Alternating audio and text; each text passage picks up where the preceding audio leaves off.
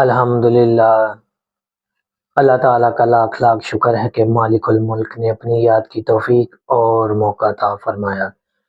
لاکھوں اور کروڑوں درود حضرت محمد مصطفیٰ صلی اللہ علیہ وآلہ وسلم پر، جن کے طفیل مالک الملک نے یہ مہربانی عطا فرمائی۔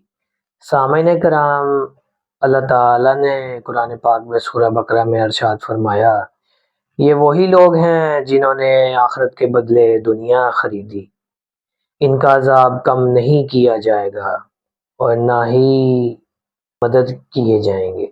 یہی وہ لوگ ہیں جنہوں نے آخرت کے بدلے دنیا خریدی ہے، یہی خسارے میں ہیں اور انہوں نے بڑا غلط سودا کیا ہے۔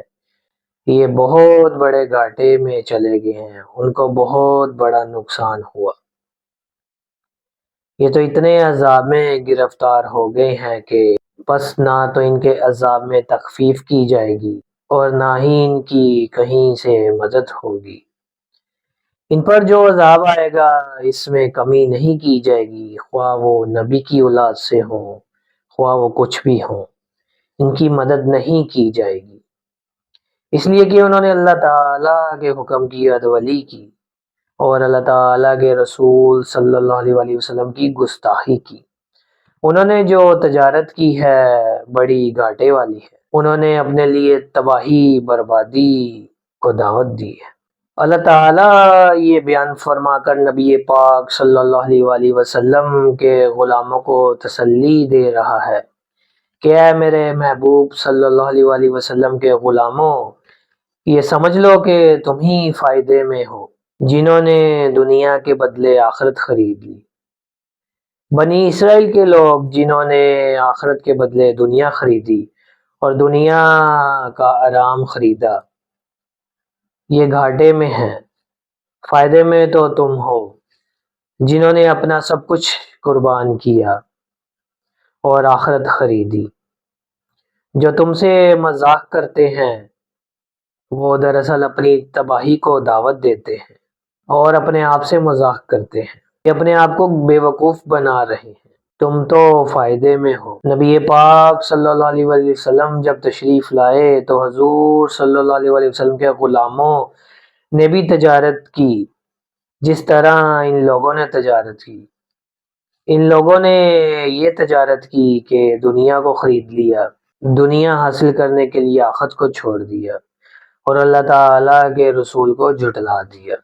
اسی طرح حضور صلی اللہ علیہ وآلہ وسلم کے غلاموں نے بھی تجارت کی۔ انہوں نے یہ تجارت کی کہ اپنے ماں باپ، اپنی اولاد، وطن، جائیداد، ہر چیز اللہ تعالیٰ کے رسول صلی اللہ علیہ وسلم کے قدموں پر قربان کر دی اور اللہ تعالیٰ کے رسول صلی اللہ علیہ وسلم کی غلامی اور نسبت خریدی۔ سامعین کرام، قرآن پاک کے اس ارشاد سے پہلے مالک الملک نے بنی اسرائیل اور مشرکین کے حالات بیان فرمائے، اس لیے کہ مالک الملک رحمان اور رحیم ہے۔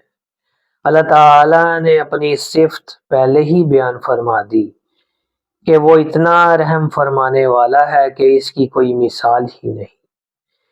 اس کے رحم کا یہ ثبوت ہے کہ انسان کی پیدائش سے پہلے اس نے انسان پر اتنی مہربانیاں فرمائی اور اس کی ہر ضرورت کو پورا فرمایا۔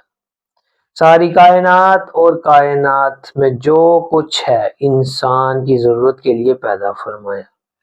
اس سے پہلے کہ انسان یہ عمل کر کے دکھاتا کہ اس نے مالک کی یاد کی ہے کہ نہیں، اس کے رحم و کرم کا یہ ثبوت ہے کہ اس کی زمین پر جتنے بھی چلتے پھرتے ہیں، اس کے آسمان کے نیچے جتنے بھی رہنے والے ہیں، اس کی رحمتوں سے فائدہ اٹھانے والے، اگرچہ اعلانیہ ناشکری، حکم ادولی اور غفلت برتتے ہیں، بلکہ گستاخی اور بے ادبی کرتے ہیں، لیکن وہ پھر بھی ان کی ہر ضرورت پوری فرماتا ہے۔ کوئی رحمان اس قسم کا نہیں ہو سکتا، کوئی رحیم اس قسم کا نہیں ہو سکتا۔ حضرت ابراہیم علیہ السلام کی یہ عادت تھی کہ وہ جب بھی کھانا کھانے کے لیے بیٹھتے تو اپنے ساتھ کسی نہ کسی کو کھانا کھلاتے تھے۔ ایک مرتبہ ان کے ساتھ کھانے میں کوئی شریک نہ ہوا تو وہ اٹھ کر باہر چلے گئے۔ آپ نے باہر دیکھا کہ ایک بہت لمبی داڑھی والا ایک ضعیف العمر آدمی کھڑا ہے۔ بڑے خوش ہوئے کہ آج تو کوئی ایک اچھا آدمی مل گیا جسے میں اپنے دسترخوان کا ساتھی بناؤں گا، اور اسے ساتھ لے آئے اور دسترخوان پہ بٹھا دیا۔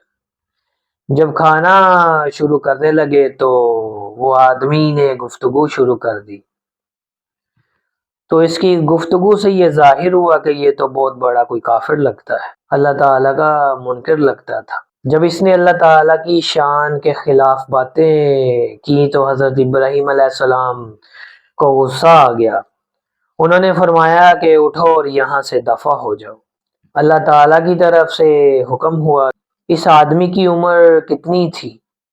تو حضرت ابراہیم علیہ السلام نے فرمایا تقریباً 90 سال کے قریب ہوگی۔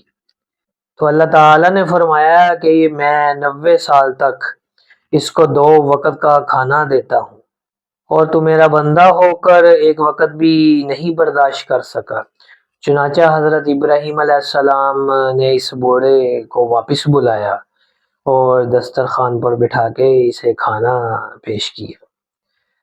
مالک الملک کے رحم و کرم کا اگر کوئی اندازہ لگانا چاہے تو نہیں لگا سکتا۔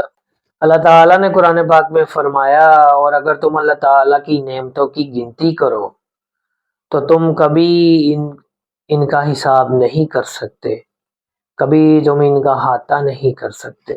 سامعین کرام، حضرت موسیٰ علیہ السلام کے ایسے معجزات تھے جن سے انکار کرنا ناممکن تھا۔ حضرت موسیٰ علیہ السلام کے زمانے میں ایک شخص بہت بڑا باغی، گستاخ، گناہ گار اور بے ادب تھا۔ وہ فوت ہو گیا تو اس کے رشتہ دار حضرت موسیٰ علیہ السلام کی خدمت میں پیش ہوئے اور فرمایا کہ جناب آپ چلیے ہمارے ساتھ اور اس کا جنازہ پڑھائیں۔ حضرت موسیٰ علیہ السلام نے فرمایا کہ وہ تو گستاخ رسول اور گستاخ اللہ تعالیٰ ہے، میں اس کا جنازہ کیسے پڑھاؤں؟ ایسا کرو، اس کے ٹکنوں سے رسی باندھو اور اسے گھسیٹ کر لے جاؤ اور اسے گندگی کے ڈھیر پر پھینک دو، وہ اسی کے قابل ہے، اس کی نماز جنازہ میں نہیں پڑھا سکتا۔ چنانچہ ان لوگوں نے اسی طرح کیا۔ حضرت موسیٰ علیہ السلام کے حکم کے مطابق اس کے ٹکنوں سے رسی باندھی اور اسے گھسیٹ کر گندگی کے ڈھیر پر پھینک دیے۔ یہاں اللہ تعالیٰ نے حضرت موسیٰ علیہ السلام سے فرمایا، تم عجیب آدمی ہو، تمہیں یہ خیال نہیں آیا کہ آج میرا ایک محبوب فوت ہو گیا ہے اور تم نے اس کا جنازہ بھی نہیں پڑھایا، اور جنازہ پڑھانے کی بجائے اسے گندگی کے ڈھیر پر چھوڑ آئے ہو۔ تو حضرت موسیٰ علیہ السلام فوراً ڈر گئے، گھبرا گئے، فوراً لوگوں کو حکم دیا کہ اسے واپس لے کر آؤ، اسے نہلایا، دھلایا اور اس کی تکفین کی۔ حضرت موسیٰ علیہ السلام نے ان کا جنازہ پڑھایا اور پھر اللہ تعالیٰ کی بارگاہ میں حاضر ہوئے، جا کے عرض کی کہ یا اللہ، یہ کیا ماجرا ہے؟ وہ شخص تو بہت بے ادب اور گستاخ تھا۔ اللہ تعالیٰ نے فرمایا کہ میں علیم اور بصیر ہوں، میں سب کچھ جانتا ہوں، مجھے معلوم ہے کہ وہ کیسا شخص تھا، لیکن تمہیں معلوم نہیں۔ اللہ تعالیٰ نے فرمایا کہ وہ ایک دفعہ جا رہا تھا تو اس نے راستے میں تورات دیکھی، کتاب کو اس نے کھولا تو اس میں محمد صلی اللہ علیہ وسلم کا نام لکھا ہوا تھا۔ اس نام سے اس کو محبت پیدا ہوئی تو اس نے اس نام کو چوما اور تورات کو اونچی جگہ رکھ دیا۔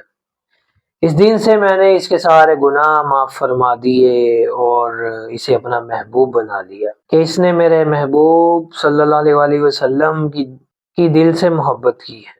اسی طرح نبی پاک صلی اللہ علیہ وسلم کے غلاموں میں سے ایک کی تاریخ اٹھا کر دیکھیں، انہوں نے کیسا سودا کیا اور کس قسم کا عظیم سودا کیا۔ حضرت بلال رضی اللہ عنہ کی زندگی کو دیکھیں کہ جب انہوں نے اللہ تعالیٰ کے رسول صلی اللہ علیہ وسلم کی غلامی اختیار کر لی تو وہ ایک ذلیل کافر کے قبضے میں تھے، اس کے غلام تھے، اور وہ انہیں رسیاں باندھ کر آگ کی طرح تپتی ہوئی ریت پر لٹا دیتا تھا اور آگ کی طرح تپتا ہوا پتھر ان کے سینے پر رکھتا تھا، پھر کوڑے مار مار کر ان کی چمڑی ادھیڑ دیتا تھا، پھر ان کو ریت کے اوپر گھسیٹتا تھا، پھر پوچھتا تھا کہ اب تم وہ دین چھوڑو گے؟ تو وہ کہتے تھے کہ نہیں، جس دین کو ہم نے اختیار کر لیا ہے وہ ہم کو اس جان سے کئی گنا زیادہ پیارا ہے۔ اسی طرح حضرت زرار رضی اللہ عنہ کو کفار نے کہا کہ اگر تم نے دین کو نہ چھوڑا تو ہم تمہیں وہ سزا دیں گے کہ دنیا دیکھے گی۔ آپ کہنے لگے کہ کوئی پرواہ نہیں، یہ جان قربان ہو چکی ہے، سب کچھ قربان ہو چکا ہے، یہ سودا ہم کر چکے ہیں، اب سودے کو بدلنے والے نہیں۔ کفار اکٹھے ہوئے اور حضرت زرار رضی اللہ عنہ کو پکڑا اور ان کا ایک حصہ ایک گھوڑے کے ساتھ باندھا اور دوسرا حصہ دوسرے گھوڑے کی طرف باندھ دیا اور دونوں گھوڑوں کو مخالف سمت پر دوڑایا۔ اس نتیجے میں حضرت زرار رضی اللہ عنہ کے دو ٹکڑے ہو گئے، لیکن انہوں نے اللہ تعالیٰ کے رسول صلی اللہ علیہ وسلم کی نسبت کو نہ چھوڑا۔ اسی طرح بہت ہی عظیم قربانی حضرت سمیہ رضی اللہ عنہ سلام کے راستے میں پہلی خاتون ہے جو اللہ تعالیٰ کے راستے میں شہید ہوئی۔ ابو جہل کی کنیز تھی۔ ابو جہل نے کہا کہ تمہارا میں بہت برا حشر کروں گا، تم اس دین کو چھوڑ دو۔ انہوں نے بھی یہی جواب دیا کہ میں جان تو دے سکتی ہوں مگر اللہ تعالیٰ کا اور رسول صلی اللہ علیہ وسلم کا دامن نہیں چھوڑ سکتی۔ عورتیں کتنی کمزور دل ہوتی ہیں، لیکن اس شیر دل خاتون نے جس کی عفت اور عصمت پر ساری دنیا قربان۔ انہوں نے کہا کہ ذلیل تم کیا کہتے ہو؟ یہ زندگی رسول اللہ صلی اللہ علیہ وسلم پر قربان ہو چکی ہے۔ اس ذلیل اور ظالم نے حضرت سمیہ رضی اللہ عنہا کی شہید کر دیا۔ انہیں یہ شرف حاصل ہوا کہ وہ اسلام میں سب سے پہلی خاتون ہیں جو اللہ تعالیٰ کے راستے میں شہید ہوئی۔ سامعین کرام، آپ کو نبی پاک صلی اللہ علیہ وسلم کا یہ فرمان معلوم ہوگا کہ آپ نے فرمایا دنیا مردار ہے اور اس کو چاہنے والے کتے ہیں۔ نبی پاک صلی اللہ علیہ وسلم کی حدیث ہے کہ جب اللہ تعالیٰ نے دنیا کو پیدا فرمایا تو دنیا کو فرمایا کہ اے دنیا، جو تم کو چاہنے والا ہوگا تم ہمیشہ اس سے پیٹھ پھیرنا اور وہ تمہارے پیچھے پھرے گا، لیکن جو میرا چاہنے والا ہوگا تم اس کے قدموں میں گرنا، وہ تم کو ٹھکرائے گا پھر بھی اس کے قدم نہ چھوڑنا۔ چنانچہ یہ ایک ایسا عمل ہے اور یہ اللہ تعالیٰ اور رسول صلی اللہ علیہ وسلم کے فرمان کے مطابق ہے۔ تاریخ سے ثابت ہے کہ دونوں جہانوں کی سرخروئی اور دونوں جہانوں کی سرفرازی، دونوں جہانوں کی کامیابیاں صرف ایک ہی طریقے میں ہیں اور وہ نسبت رسولی صلی اللہ علیہ وسلم ہے۔ نبی پاک صلی اللہ علیہ وسلم کی غلامی اختیار کرنا، اگر یہ نسبت حاصل ہو جائے تو انسان شیطان کا بھی حاکم ہو جائے گا۔ وہ پہاڑوں سے زیادہ قوی، لوہے سے زیادہ مضبوط ہو جائے گا، ہر چیز پر واجب الاحترام اور ساری کائنات اس کی غلام ہو جائے گی۔